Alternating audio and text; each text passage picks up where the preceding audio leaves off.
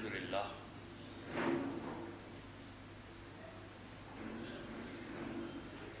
الحمدللہ رب العالمین الصلاۃ والسلام علی رسولہ الکریم وعلی آلہ واصحابہ اجمعین والعاقبۃ للمتقین اما بعد۔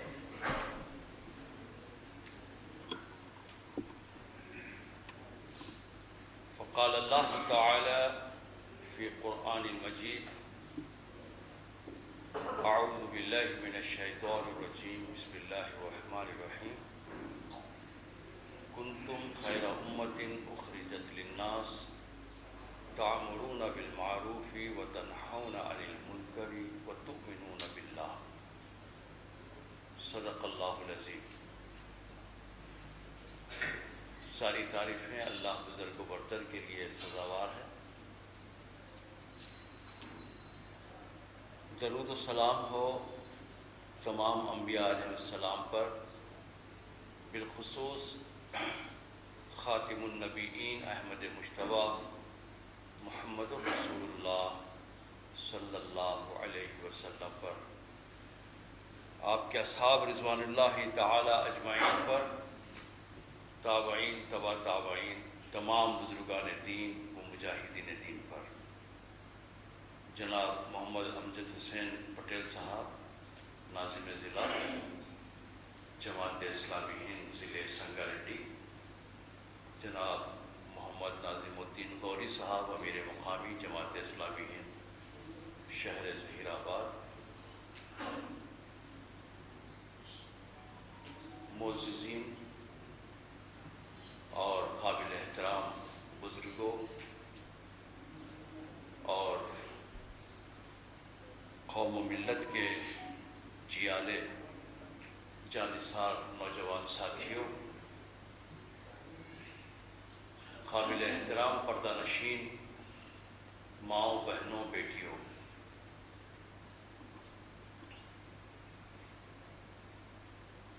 موجودہ حالات میں ہم کیا کریں؟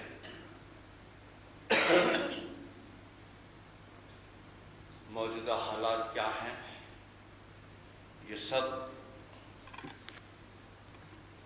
ہم بہت اچھی طرح جانتے ہیں۔ موجودہ حالات بہت مختصر طور پر پوری دنیا کے اندر ایک ہلچل ہے، اتھل پتھل ہے، اور انسانیت اس وقت کرا رہی ہے، انسانیت اس وقت بارود کے ڈھیر پر بیٹھی ہوئی ہے، اور اس کی حرص ہوس نے انسانی زندگی کو اجیرن بنا دیا ہے۔ مستقبل میں آنے والے انسانوں کے لیے گلوبل وارمنگ کے ذریعے اور قدرتی وسائل کے غلط استعمال سے مسائل پیدا کر دیے ہیں۔ یہ جو بے موسمی بارشیں ہو رہی ہیں، بارش بھی ہوتی ہے اور گرمی بھی موجود ہے، تو یہ سب انسانی حرص اور ہوس کا نتیجہ ہے، اور موجودہ حالات میں انارکی ہے، اور انارکی، اباحیت پسندی، خود غرضی، خود پسندی، سیلفشنس اور اپنے ہی لیے سوچنا، اپنے لیے ہی کرنا، اپنے لیے ہی کھانا، اپنے لیے ہی پینا، اس نے انسان کو بہت خود غرض بنا دیا ہے۔ اور پھر پوری دنیا کے اندر اس وقت ایک حق و باطل کا ایک معرکہ جاری ہے. جو نگاہیں اس کو دیکھتی ہیں، دیکھ رہی ہیں، پوری دنیا کے اندر حق و باطل کا معرکہ ہے. تو اس معرکے میں ظاہر ہے کہ حق غالب ہوگا، باطل کی پسپائی ہوگی، لیکن انسانوں کو بہت صبر آزما دور سے گزرنا ہوگا. اگر ہم اپنے ملک پر نگاہ دوڑاتے ہیں تو اس ملک میں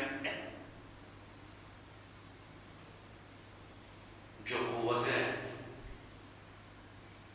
آزادی کی تحریک میں کبھی حصہ نہیں لیں اور جو فسطائی قوتیں اور طاقتیں شروع سے ہی اسلام اور مسلم دشمن رہی، وہ اب اس وقت جمہوریت کے راستے سے اکثریت کی بنیاد پر اقتدار کے باغوں کے مالک بن گئے ہیں.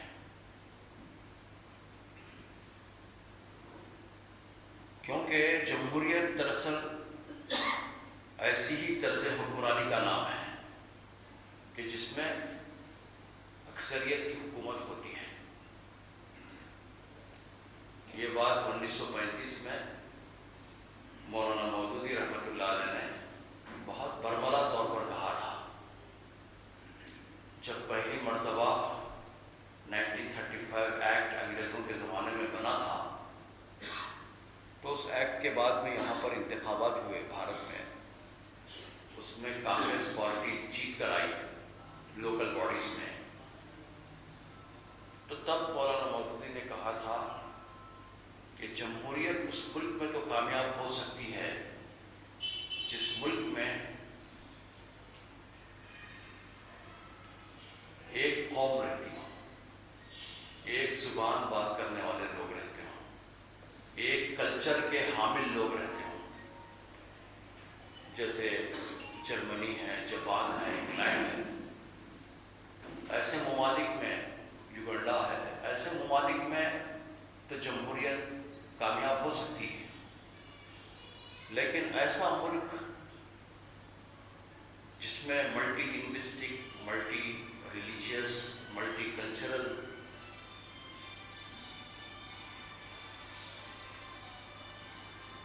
پاپولیشن پایا جاتا ہو، آبادی پائی جاتی ہو، ہر چند کلومیٹر کے بعد زبان بدل جاتی ہو، ہر چند کلومیٹر کے بعد کلچر بدل جاتا ہو، کھان پان بدل جاتا ہو، کھانے پینے کے طریقے بدل جاتے ہوں، مختلف قسم کے مذاہب پائے جاتے ہوں. یہاں پر آستک بھی ہے اور ناستک بھی ہے. یہاں پر کروڑوں خداؤں کو ماننے والا بھی ہے اور ایک خدا کو ماننے والا بھی ہے. یہاں پر خدا کا انکار کرنے والا بھی ہے. تو ایسے ملک میں یہ جمہوریت کامیاب کیسے ہو سکتی ہے؟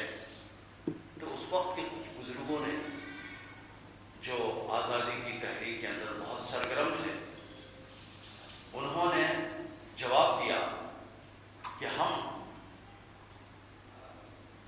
دستوری تحفظات، کانسٹیٹیوشنل سیف گارڈز ہم حاصل کریں گے، اور ان کانسٹیٹیوشنل سیف گارڈز کے ذریعے سے ہم اپنے تشخص، ہم اپنی زبان، ہم اپنے کلچر، اپنے مذہب کی ہم حفاظت کریں گے.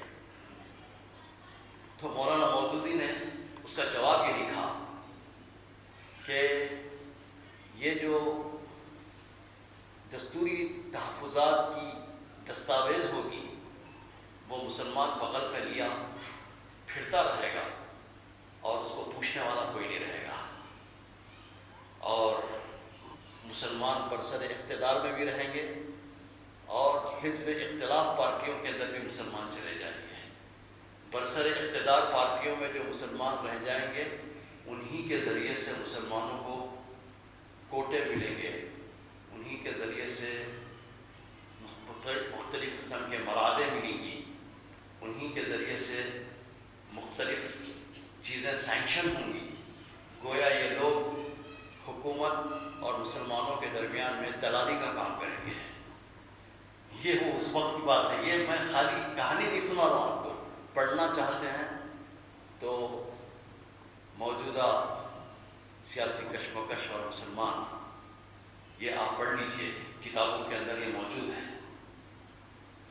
تو ہوا یہی، آپ دیکھیے 2014 کے آتے آتے مکمل طور پر اب اقتدار اکثریت کی حامل ایک ایسی فسطائی قوت کو حاصل ہو گیا اور ان کے اقتدار کی باگیں مضبوط ہو گئی کہ جو کسی بھی صورت میں یہاں کی کسی بھی مائنارٹی کو تسلیم کرنے کے لیے تیار نہیں ہے۔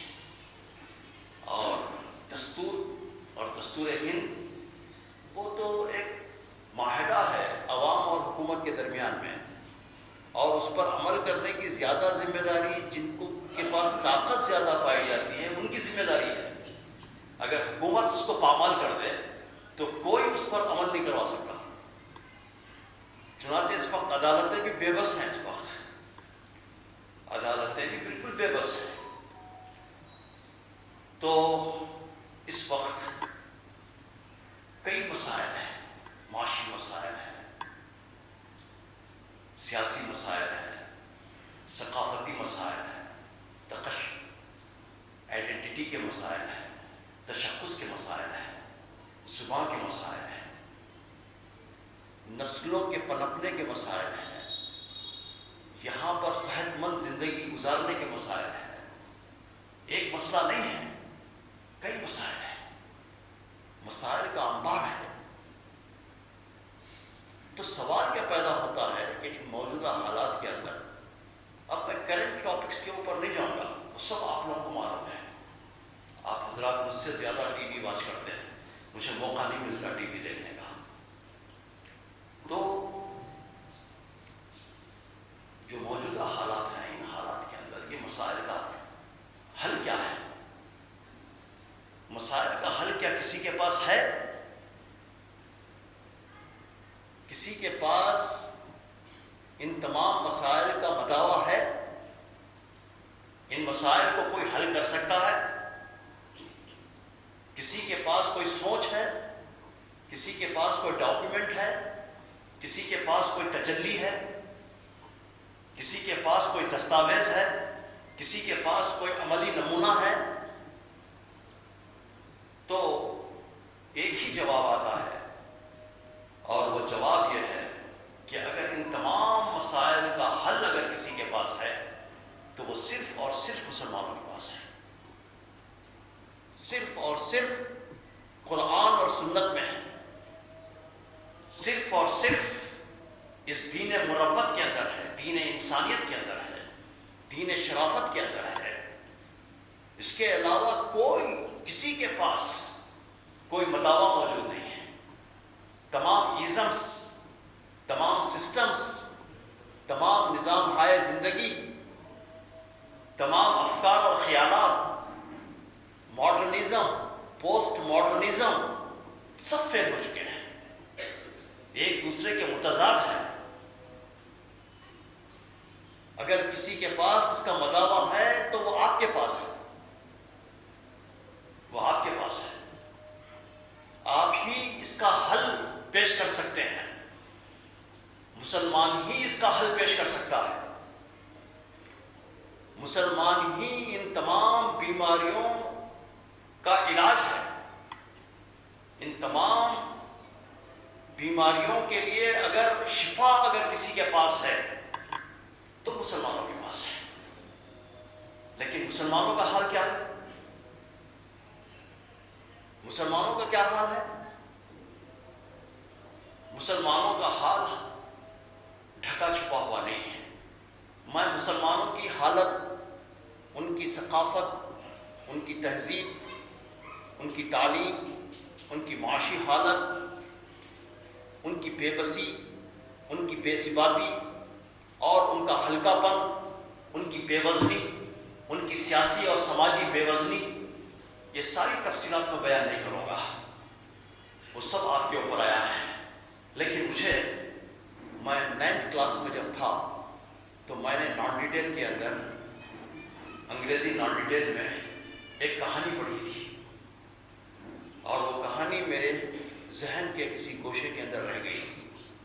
وہ کہانی یہ ہے کہ ایک ہر دل عزیز بادشاہ تھا جو بہت ہمدرد اور عوام کا بڑا بہیخواہ اور عوام کی ترقی اور ان کے لیے کام کرنے والا بہت ہر دل عزیز بادشاہ تھا۔